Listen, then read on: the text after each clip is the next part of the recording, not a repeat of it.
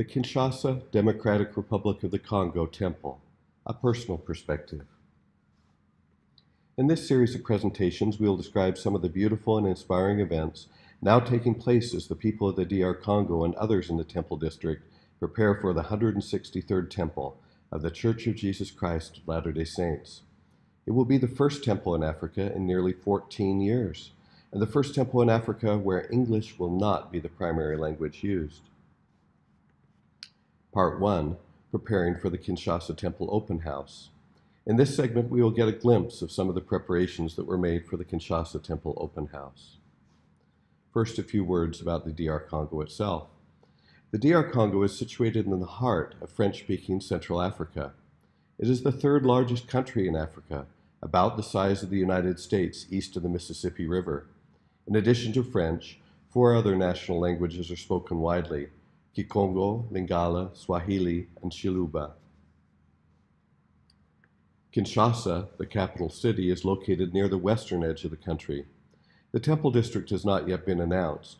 However, there are several countries with significant French-speaking populations that surround the DR Congo, including the Republic of Congo, Brazzaville, the Central African Republic, Cameroon, Gabon, Burundi, and Rwanda. One reason for showing these maps is that many people don't have a good idea where the DR Congo is located. After a young women group in their ward left a heart attack on the front door, Chris and Angie Maznick, who have also been called as Kinshasa Temple missionaries, realized that some people must think that the DR Congo is located in France. A few years ago, I was in Deseret Book and someone asked me about where we would be serving. When I mentioned that the DR Congo was in Africa, the person shook their head and replied, "That's a long drive." This is an architectural rendering of the Kinshasa Temple. Over the next few weeks, we'll trace the temple's history from its announcement to the completion of the finished building. And from its completion as a sacred building to its dedication and use as a house of the Lord by the Latter-day Saints in this choice part of the world. The February arrival of Brenda and Lorraine Jameson, president and matron of the Kinshasa Temple, marked the beginning of a new phase in the temple's history. Here the Jamesons are shown greeting Bukubu Mingochi Francois, the Kinshasa mission president, at left, and Lomboto Pascal, our beloved mission office associate, at right. We arrived in Kinshasa a little less than a month later, on 4th of March 2019.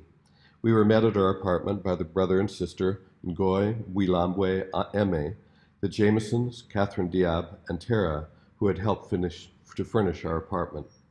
3 additional couples are scheduled to arrive in the coming months.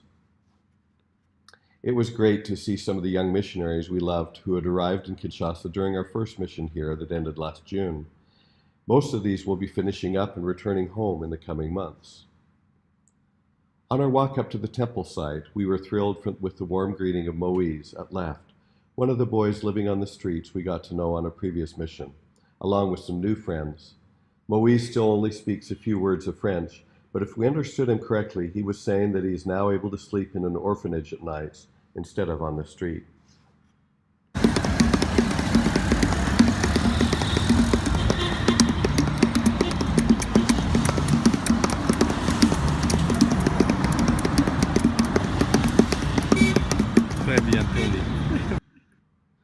We appreciated the rhythm of welcome that Tony played on an empty bottle.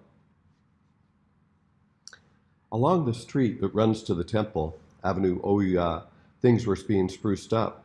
We like to think it was at least in part the influence of the temple, including the example of its beautiful street-side landscaping. Here at the headquarters of the UNHCR, the United Nations High Command for Refugees, new trees sat in metal pots along the dirt walkway.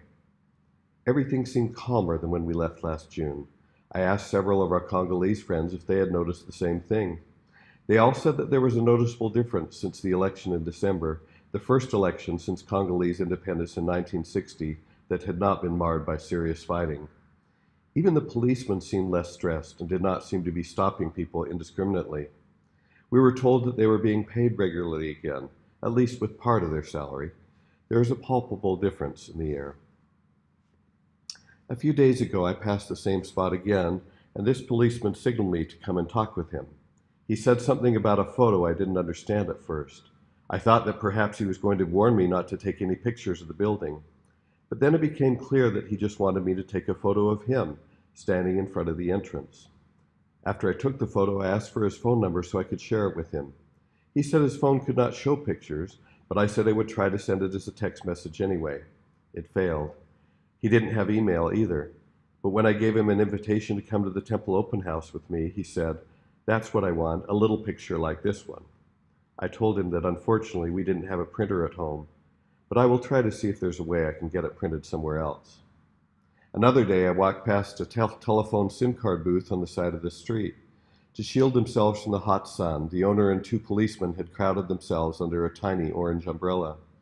I greeted them warmly as I went by, and then one of the policemen waved me over. He asked if I had a little money I could give him to quench his thirst with a sucre, the local term for a soft drink. I told him that as missionaries, all our donations go directly to the church, since local leaders can make better decisions than we could about where our help can do the most good. But I said I would be glad to pray with them. I asked them what were their biggest worries, and they said to be able to provide for their families, that they would be protected from harm, and that peace would come to the Congo. So the four of us stood in a circle in the dirt at the side of a busy road with our arms around one another's shoulders and prayed, with love in my heart for these good men, that the Lord would hear their prayers. Even the taxis have been spruced up. They used to be any color of the rainbow. Now the government has required that all of them be painted in shades of yellow so they can be easily identified. At left, physicians at the government-run clinics peacefully demonstrate, asking for an increase in pay that had been promised to them. Previously, such demonstrations had often been shut down by the government. All along the final approach to the entrance of the temple is a long sidewalk surrounded by a beautiful, well-kept lawn. We liked the star pattern that was cut into the ground cover around each palm tree on the approach to the temple grounds. To the left of the temple entrance is this stone monument. To the right was this guardhouse. The man looking at the camera might appear formidable, but in real life he's our friend Jean-Louis. He began attending church in our ward during our first mission here. Throughout our mission he kept attending church but never joined. What a joy when we returned and he told us that he'd been baptized and was preparing to go to the temple. He is the only member in his family but is looking forward to bringing them to the Temple Open House. During the day, the gate is often crowded with members waiting for friends or for transportation. I like Frère Justin's uniform. On the right it reads Delta Protection. On the left it reads Kinshasa Temple. I was also struck by the appearance of Sister Mawisa Koko Lisette. She is the head gardener for the temple. You might be wondering whether she put on this colorful dress especially for her photo, taken at the end of the day as she was preparing to return home. But when I had taken a photo of her in midday, she was already wearing the same dress as she worked, though without the dress shoes. In other places in the world, a gardener such as her might have been wearing coveralls, but in typical Congo high style, she was dressed as beautifully as her garden. I told her to choose her favorite place on the grounds for her photo, and she came here. Greg Johnson of Half Moon Studio was finishing up the black painted detail on the temple inscription. He's worked on temples all over the world. He said he has felt the Lord's help on many occasions, including the precise color matching for the dozens of shades used for temple white. For example, as he began to decorate some of the Kinshasa temple rooms with gold leaf, he found it would not reliably stick to the walls. So he found a beautiful gold leaf application with a vinyl base. He went to 3 stores in Kinshasa and bought out their stock. The gold leaf vinyl that came from the 3 stores was each a little different in color. However, as he decorated, he found he had just enough from each store to finish each piece of the decoration using a consistent color. Other areas of the temple grounds were less serene. Imagine the noise and hubbub as 3 lawnmowers noisily churned within a single narrow line of sight. Others were lugging the heavy materials for the welcome tent. These brothers were exhausted from their strenuous labor in the oppressive heat and humidity. One man in the center took dead aim with his heavy sledgehammer and finished the pounding in of the last tent stake for the welcome roof tent. Within an air-conditioned room nearby, these brothers cheerfully helped assemble welcome envelopes for VIPs who would be coming to the open house. My wife, Kathleen, had been asked to come in the next day and attach a CD of the Tabernacle Choir to some of the packets. Then it was discovered that the name Mormon appeared prominently on the CD case, and the plan was scrapped. However, the next day the decision was reversed.